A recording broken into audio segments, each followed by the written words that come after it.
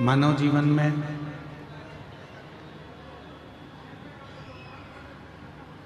शिव की अविरल भक्ति, भगवान का विरल भजन, स्मरण, मंत्र जाप, नाम जाप,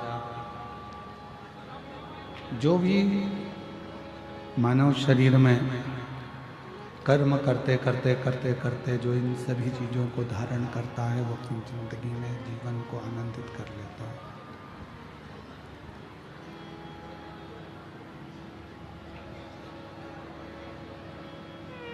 ये व्यासपीठ ढीले कम करो, आवाज क्लियर करो।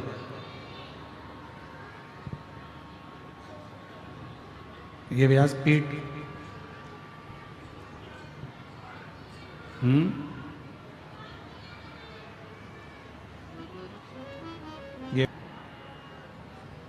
ये व्यासपीठ कभी भी नहीं करती अपना घर परिवार कुटुंब का नाते रिश्ते छोड़कर। व्यासपीठ हमेशा एक बात जरूर कहती है कि जिस जगह पर रहें, जैसे रहें, जिस अवस्थाओं में डूबे रहें, कर्म में डूबे रहें, कार्य में डूबे रहें, और साथ में थोड़ा थोड़ा भगवत भजन करते चलें। सब कुछ छोड़कर भजन करना सरल है।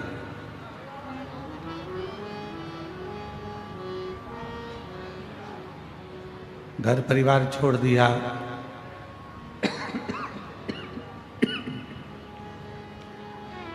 नाते रिश्ते छोड़ दिए, कुटुंब कबीला छोड़ दिया, ये सब कुछ छोड़कर कहीं पर भी बैठ जाओगे, चले जाओगे, भजन कर लोगे, सरल है।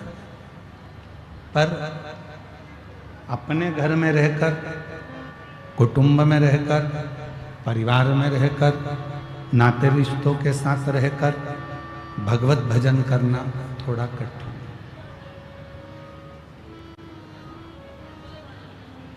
श्रीमद् भागवत कथा में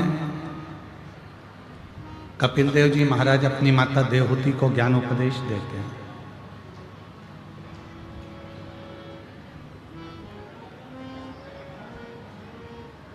और माँ देवहूति से कहते हैं, माँ,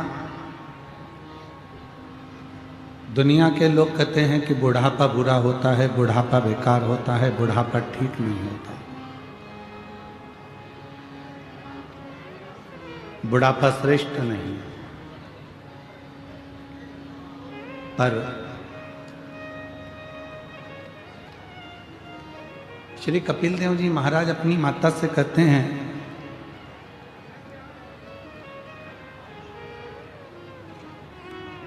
कि बुढ़ापे जैसा कोई सुख नहीं।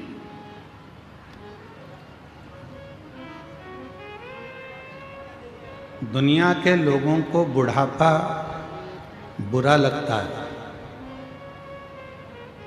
दुनिया के लोगों को बुढ़ापा अच्छा नहीं लगता।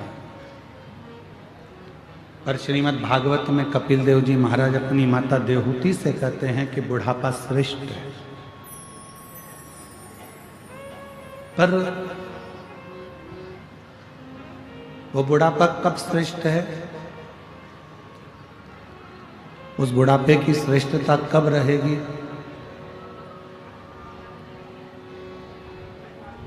माँ से कहा, माँ, बुढ़ापे में दिखना थोड़ा सा कम हो जाता, नेत्रों की ज्योति थोड़ी कम हो जाती, तो दुख मत करो।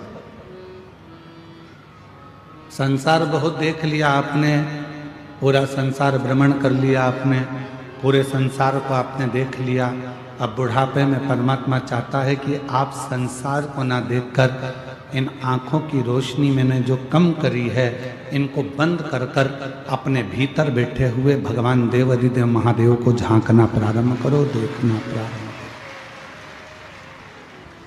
अब उसको देखो।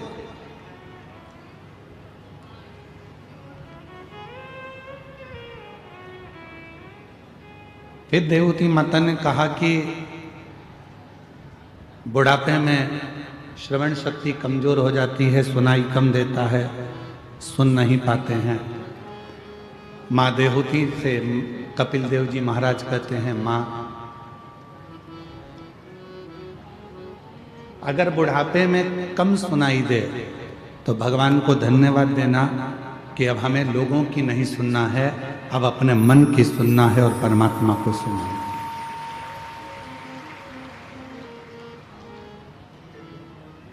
फिर कहा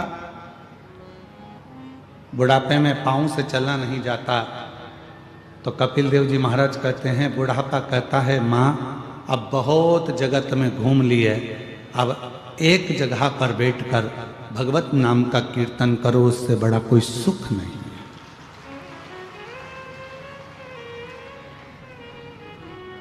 फिर कहा बुढ़ापे में हाथ थोड़ा थोड़ा कांपने लगता है, थर थर थर थर हाथ कांपने लगता है, थोड़ा थोड़ा हाथ कांपने लगता है, थोड़ा थोड़ा हाथ धूजने लगता है, कांपने लगता है, तो इन हाथों से कोई काम नहीं बनता। कपिल देव जी महाराज ने माँ देवहूति से कहा, माँ चिंता ना करिए, शंभो शंभो शंभो शंभो शंभो शंभो शंभो शंभो।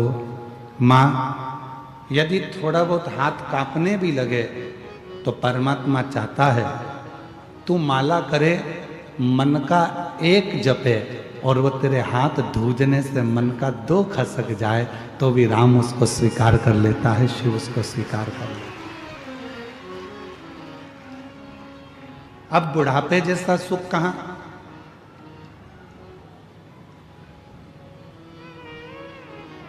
पर बचपन खेल में खोया, जवानी नींद भर सोया, बुढ़ापा देख कर रोया, सिराने मौत हंसती है।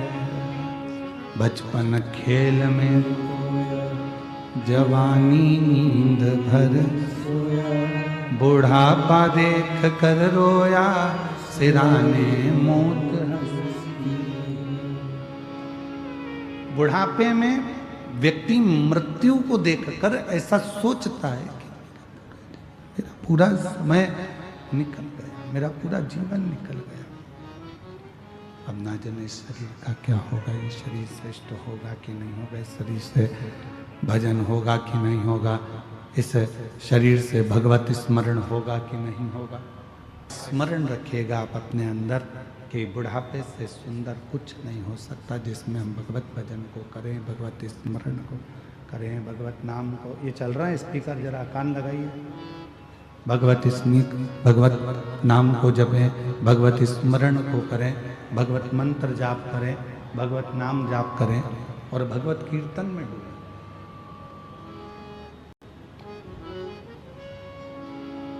आप लोगों को मालूम होगा,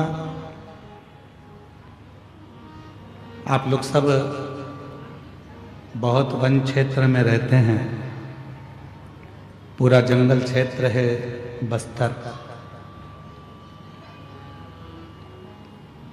और इस वन क्षेत्र में